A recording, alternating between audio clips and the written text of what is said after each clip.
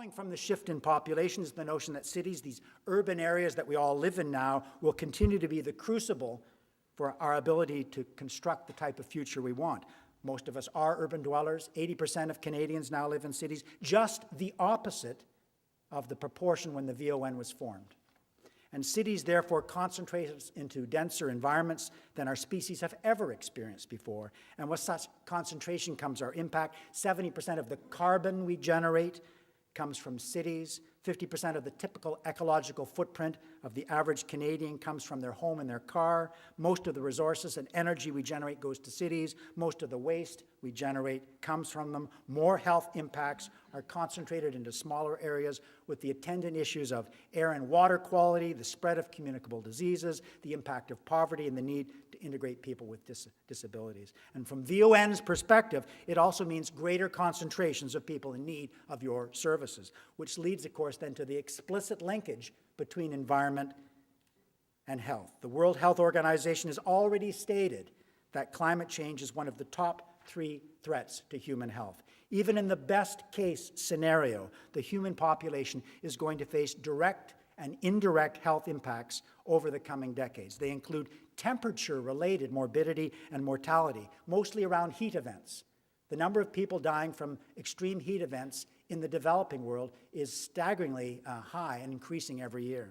Air pollution-related health effects, waterborne and foodborne contamination, vector-borne diseases such as malaria, Lyme disease, West Nile virus. We all know as well that the impact of toxic materials in the environment is beginning to show up in people, and the linkages might take some time to prove, but the evidence is there. I mean, it took years, for example, to get BPA listed as a hazardous substance. So let me try to pull all these points together in my remaining few minutes. And I've given you a lot, I hope, to think about in this little circuitous talk I've given. And it was deliberate, because I want us to begin to think what we can learn from each other. And I learn a lot from the healthcare sector about how you're approaching these really big challenges that we've got ahead of us.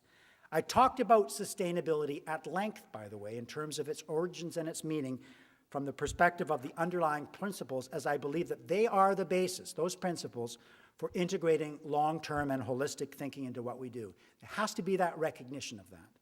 I discussed the history of the environmental movement to illustrate that everything changes, and failure to adapt and respond to these changes means an organization may no longer be relevant, much less be successful at its mission.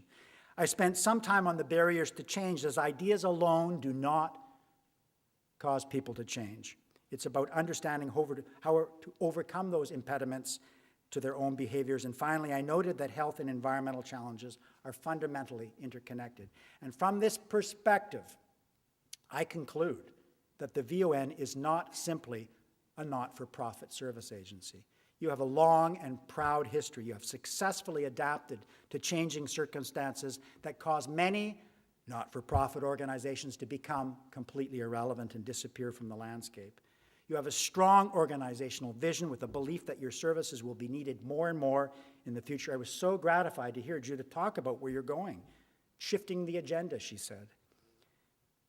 And that role, by the way, of shifting the agenda is right on your website, in influencing the development of health and social policy in Canada. In other words, please, in other words, you really are a social mission organization. So let's start from the assumption that everyone in this room approached their careers at VON not as a job, but more as a calling. And if that is correct, let's also assume that everyone in this room, however you're attached to the VON, is vitally concerned with issues of human health, healthcare, trends in healthcare, and future scenarios for health programs. And by the way, that's the same frame of reference that I use at the David Suzuki Foundation. So what might a more socially active healthcare movement look like these days?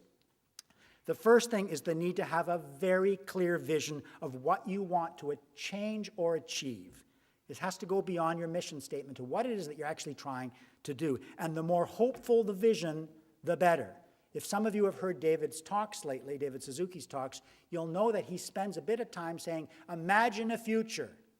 And then he goes into this imaginary future where he says, a world where people can drink the water from the streams like he did as a child, or 15% of children in cities don't have asthma, or that you can eat a fish without consulting a toxic chemicals book. All of those visions of the future for the environment, that hopeful future, are in fact a health vision. Secondly, we have clearly, in the environmental sector, learned that education alone, education and information, does not cause change, but that the provision of that information is a key foundational piece.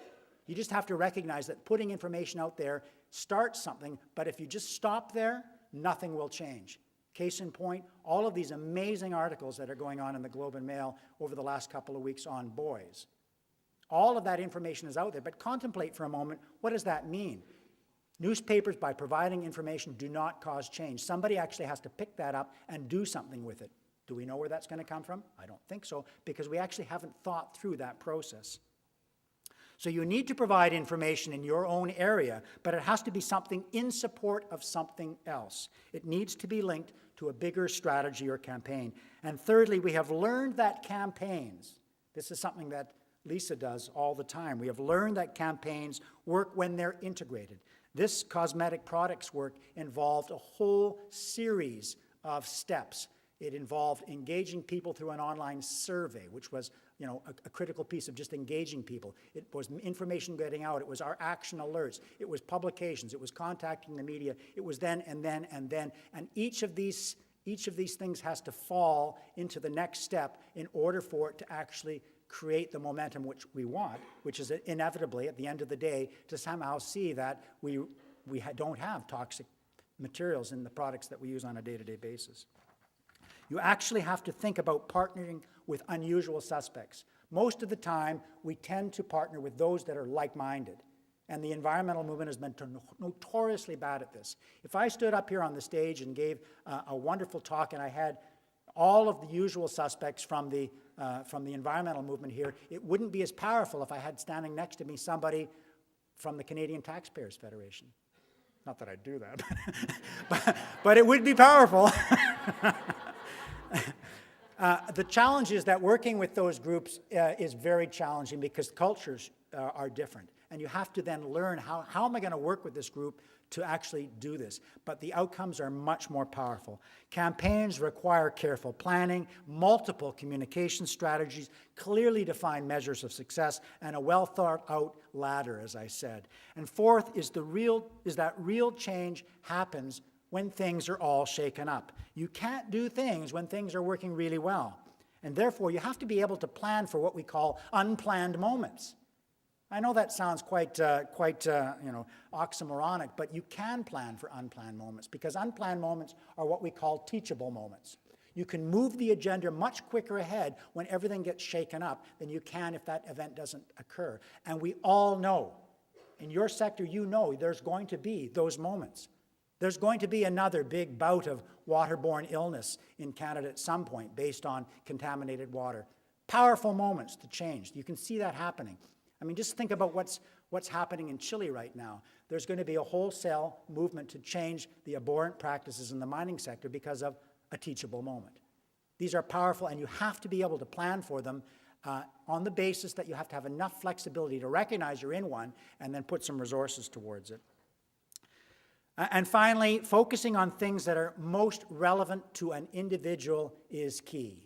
The environmental movement has found out that if you focus on stuff that's way out there in the wilderness, it's never as powerful as if you talk about health, family, and home. Fear might work in the short term, but long-term doom and gloom does not motivate change. And in fact, a constant diet of doom, this is where we're going, and by God, if we don't change, we're all going to hell, is not going to work. People will actually tune it out. So what works for long-term messages is messages of solutions and hope.